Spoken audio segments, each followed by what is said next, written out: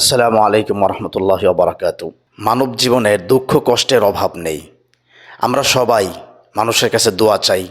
সবার কাছে নির্দ্বিধায় যে জিনিসটা চাই সেটা হলো দোয়া। সেটা চাইতে একজন অপরজনের কাছে দ্বিধাবোধ করে না বা লজ্জাবোধ করে না। আমরা খুব ভালো করেই বলি যে ভাই আমার জন্য দোয়া করবেন, আর হুজুর হলে হুজুর আমার জন্য দোয়া করবেন। দোয়াটা সবাই চাই। আর দোয়াও মুখুল ইবাদা। যারা ওনার কাছে চায় না তার প্রতি তিনি নারাজ হয়ে যান।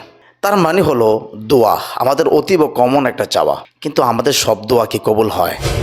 জি, মুমিনের প্রত্যেকটা দোয়াই মূলত কবুল হয়। সেটা হয়তো দুনিয়াতে অন্যভাবে আসে। সমস্ত দোয়াই তো আপনার জন্য কার্যকর না, আপনার জন্য উপকারী না। সূরা বনী ইসরাঈল আল্লাহ তাআলা বলেন, ওয়াদউল ইনসানু বিশাররি দুআআহু বিল খাইর ওয়া কানাল ইনসানু আজুলা। বনি আদম সন্তান ওরা মূলত আল্লাহ তাআলার কাছে কল্যাণ চেয়ে প্রকারান্তের অকল্যাণ চেয়ে বসে। মানে আমি আর আপনি আল্লাহ তাআলার কাছে কল্যাণ চাচ্ছি, আল্লাহ আপনি আমাকে এটা দেন, ওটা দেন, এটা দেন। এই কল্যাণ চাওয়ার ভিতর দিয়ে হতে পারে আপনি অকল্যাণ চেয়ে বসছেন। কেন? আজুলা ওয়া কানাল ইনসানু আজুলা। আমরা তাড়াহুড়া করি। তাড়াহুড়ো কিভাবে করি? একটু কষ্ট পড়লে বুঝি না, একটু সবর করব। আল্লাহ তাআলা কোরআনে কারীমের মধ্যে কি বলছেন? আপনি কষ্ট পড়ে গেছেন, ইয়া আইয়ুহাল্লাযীনা আমানু ইস্তাঈনু বিস-সাবরি ওয়াস-সালাহ। আপনি প্রথমত সবর, ধৈর্য কি জিনিস? সবরের হাকিকত কি? সবর হইল আর রিদা বিকাদাইল্লাহ। আল্লাহ তাআলা আপনার জন্য যে ফাইসালা করছে এটার প্রতি আপনি সন্তুষ্ট থাকবেন, এটাই সবর। জানা আল্লাহ তাআলা করেছেন, খালাস হয়ে গেল। তিনি যেহেতু আমার জন্য এটা চাইছেন, আমি সন্তুষ্ট আছি। এখন কথা হলো আপনি সন্তুষ্ট থাকার পরে নামাজ পড়বেন। নামাজ পড়ে আল্লাহ তাআলার কাছে দোয়া করবেন। আপনার দোয়া আল্লাহ তাআলা কবুল করবেন। এরপরও বিশেষ কিছু ট্রিক্স আছে, বিশেষ কিছু মাধ্যম আছে, যে মাধ্যমগুলো ব্যবহার করলে আপনার দোয়া কখনোই ফিরবে না।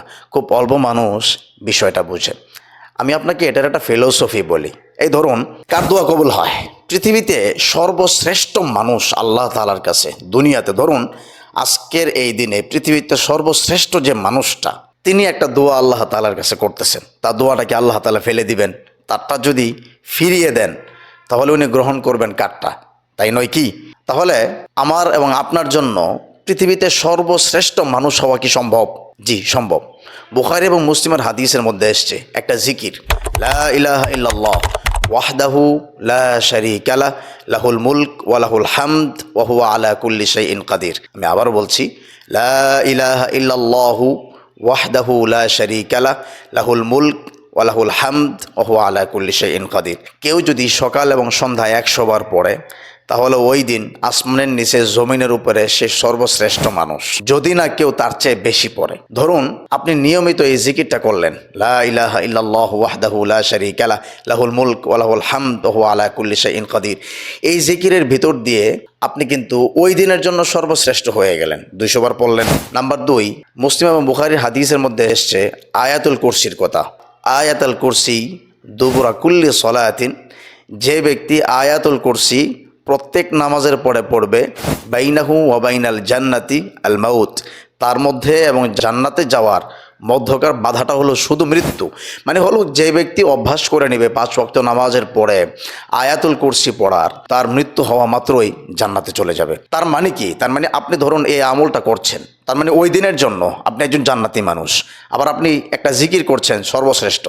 এবার আপনি নির্জনে চলে যান। কেন জানেন নির্জনে কেন যাবেন? এই জিকিরগুলো করে, এই আমলগুলো করে, কোরআনে কারীমের তিলাওয়াত করে আপনি নির্জনে কোথাও চলে যান। নির্জনে কেন? কারণ বুখারী এবং মুসলিমের হাদিসের মধ্যে আসছে, সাবাআতুন ইউযিল্লুহুমুল্লাহু ইয়াওমা লা যিল্লা ইল্লা যিল্লু। 7 ব্যক্তি কিয়ামতের দিন আরশের ছায়া ছাড়া, যখন কোনো ছায়া থাকবে না, সে আরশের ছায়ার নিচে আশ্রয় পাবে 7 জন মানুষ। তার মধ্যে একজন হলো যে এমন যুবক বা এমন মানুষ যে একাকিত্বে আল্লাহ তাআলার কথা স্মরণ করে কান্নাকাটি করে, ইস্তেগফার করে। তার মানে হলো যে ছেলে বা যে মানুষটা একাকিত্বে আল্লাহ তাআলাকে ডাকে, আল্লাহ তাআলার কাছে অতীব পছন্দনীয় তার এই কাজটা। এবার আপনি তিনটাকে মিলান, লা ইলাহা ইল্লাল্লাহর আপনি ওই জিকিরটা করলেন, আপনি আয়াতুল কুরসি পড়লেন, কোরআনে কারীমে তিলাওয়াত করলেন, নামাজ পড়লেন। এবার জুবান এবং নজরকে হেফাজত করেন। প্লিজ আপনি জুবানকে কন্ট্রোল করেন। বাজে কথা বলা, বাজে বকা, বাজে মানুষের সাথে আড্ডা দেয়া, এগুলো কমিয়ে ফেলুন।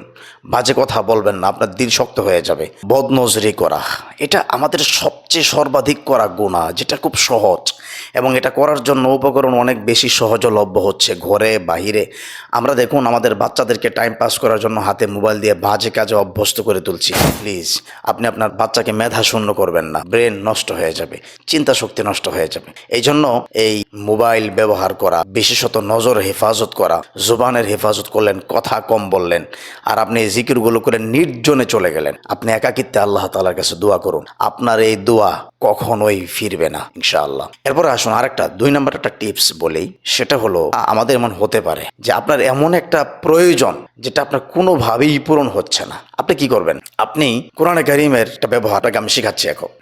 রাতের আধারে এই ধরুন এশারের নামাজের পরে আপনি গোসল করবেন, সুগন্ধি শরীরে মেখে ভালো পোশাক পরে 2 রাকাত হাজতের নামাজ পড়বেন। অবশ্যই সেটা ঈশা এবং বিতরের পরে, রাতে শোয়ার আগে বা মধ্যরাতে বা শেষ রাত্রে আপনি সুগন্ধি ব্যবহার করেন, করে আয়াতুল কুরসি 313 বার পড়েন। এগুলো মিনাল মুজাররবাত, এগুলো প্র্যাকটিক্যাল। আপনি 313 বার আয়াতুল কুরসি এক বসায় পড়েন, আগে পরে দুরূদ শরীফ পড়েন, এরপর আপনি আল্লাহ তাআলার কাছে দোয়া করেন। আয়াতুল কুরসি এটা ইসমুল আযম। এই আয়াতুল কুরসি পড়লে আল্লাহ তাআলা দোয়া ফিরিয়ে দেন না, কারণ এখানে হাইয়ুল কাইয়ুম শব্দটা আছে। ইয়া হাইয়ু ইয়া কাইয়ুম বিরহমাতিকা নাস্তাগীথ। নবী আলাইহিস সালাতু ওয়াস সালাম বলছেন ইয়া হাইয়ু ইয়া কাইয়ুম বলে ডাক দিলে আল্লাহ তাআলা দোয়া ফিরিয়ে দেন না। আপনি 313 বার আয়াতুল কুরসি পড়েন, আপনার দোয়া আল্লাহ তাআলা ফিরিয়ে দিবে না। এই ধরুন বৃষ্টির দিনে নির্জনে বসে এবং জুমার নামাজের খুতবার আগ মুহূর্তে যখন ইমাম সাহেব বসে তখন দোয়া করলেন, কুবাইলাল মাগরিব দোয়া করলেন, একাকিত্বে জিকির করে বসে আপনি দোয়া করলেন, কোরআনে কারীমের তিলাওয়াত করে আপনি দোয়া করবেন। সূরা তাহাতে আল্লাহ তাআলা বলছেন তাহা মা আনজালনা আলাইকাল কুরআনা লিতাশকা, যে আমি তো কোরআন এই জন্য নাজিল করিনি যে কোরআন নাজিল হওয়ার পরেও তোমার কষ্ট থাকতে পারে, তোমার পেরেশানি থাকবে, এটা অসম্ভব। তার মানে কোরআনে কারীমের তিলাওয়াতের পরে আপনি যদি দোয়া করুন আপনার কষ্ট আল্লাহ তাআলা দূর করে দেবেন। আশা করি বুঝতে পেরেছি। ওয়া আখিরু দাওয়ানা আলহামদুলিল্লাহি রাব্বিল আলামিন।